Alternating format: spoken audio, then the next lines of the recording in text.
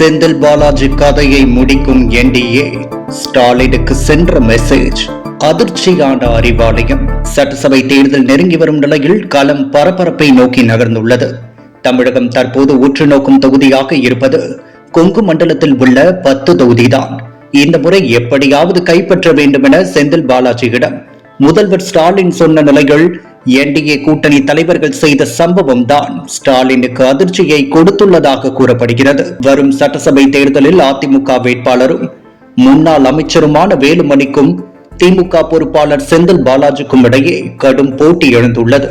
கோவையில் உள்ள 10 தொகுதிகளில் அதிக தொகுதிகளை கைப்பற்றப் போவது யார் என்பதில் இரு கட்சிகளிடையே கடும் போட்டி நிலவி வருகிறது. கடந்த சட்டமன்ற தேர்தலில் 10 தொகுதிகளிலும் அதிமுக கூட்டணி வெற்றி வாக்கை சூடியது.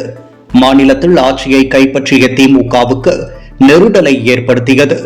அதன் பிறகுதான் மாவட்ட பொறுப்பாளராக முன்னாள் அமைச்சர் செந்தில் பாலாஜியை திமுக தலைமை நியமித்தது. தொடர்ந்து நடந்த உள்ளாட்சி தேர்தலில் கோவை மாவட்டம் முழுவதும் பெரும்பான்மையான இடங்களில் திமுக வெற்றி பெற்றது. செந்தில் பாலாஜி ஊழல் வழக்கில் சிறையில் இருந்தபோது கூட நடந்த நாடாளுமன்ற தேர்தலில் திமுக அனைத்து இடங்களிலும் வெற்றி பெற்றது. இதனால் வரவிருக்கும் தேர்தல் கோவை மாவட்டத்தை பொறுத்தவரை அதிமுக பாஜகவுக்கும் செந்தில் பாலாஜிக்கும் இடையிலான நேரடி மோதலாக கருதப்படுகிறது. தங்கள் செல்வாக்கை தக்க வைக்க இருவரும் முடிந்த அனைத்து அஸ்திரங்களையும் பயன்படுத்துவர் என்று கட்சியினர் எதிர்பார்க்கின்றனர். திமுக சார்பில் ஏற்கனவே மாவட்டம் முழுவதும் எவர் சில்வர் அண்டா தரப்பட்டுள்ளது. உள்ளாட்சி தேர்தலில் கொலுசு கொடுத்து சாதித்ததை சட்டசபை தேர்தலில் அண்டா கொடுத்து சாதிக்க முடியாது என்கின்றனர் அதிமுகவினர். வரும் நாட்களில் ஒருவருக்குமான தேர்தல் மோதல் உக்கிரமடையும் என்கின்றனர் அரசியல் கட்சியினர்.